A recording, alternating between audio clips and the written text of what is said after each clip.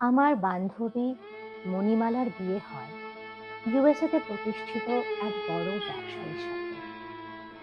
মণিমালা ছিল তার চোখের মণি, ভারী সাজ ছিল তার সাজগোজের। প্রতিদিন গয়নার বাক্স খুলে নাড়াচাড়া না করলে তার ঘুমই আসতো না।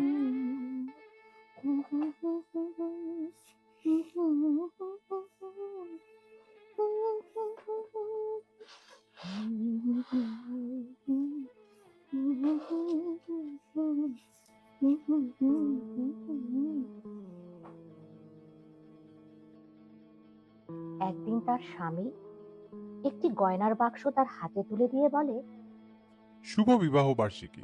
এটা কি? রানী ভবানীর অমূল্য পাথর দিয়ে তৈরি করা একটা নেকলেস। আমার জন্যে? হুম, শুধুমাত্র আমার মনির জন্য।